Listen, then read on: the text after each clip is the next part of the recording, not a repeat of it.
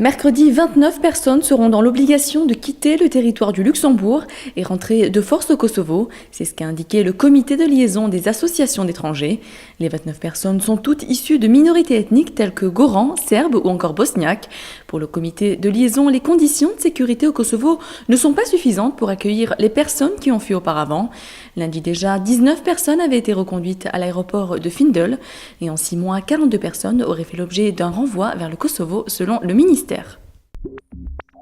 En raison de la crise économique, les salaires réels ont baissé dans la plupart des grandes économies mondiales en 2008, selon le Bureau international du travail, qui ne prévoit aucune amélioration pour 2009, malgré les signes de reprise économique.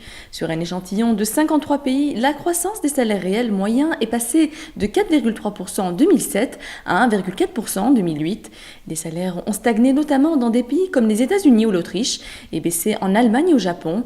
Les salaires réels devraient encore être également accentués par le chômage, qui ne cesse de progresser ces derniers mois dans la majorité des grandes économies mondiales, exerçant une pression sur le niveau des rémunérations. L'ethnologue français Claude Lévi-Strauss est mort samedi dernier à l'âge de 100 ans. Figure fondatrice de la pensée structuraliste, il a exercé une influence décisive sur les sciences humaines dans la seconde moitié du XXe siècle.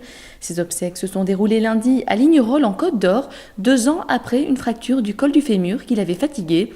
Il est mort de grand âge, précise Philippe Descola, qui lui a succédé à la tête du laboratoire d'anthropologie sociale au Collège de France.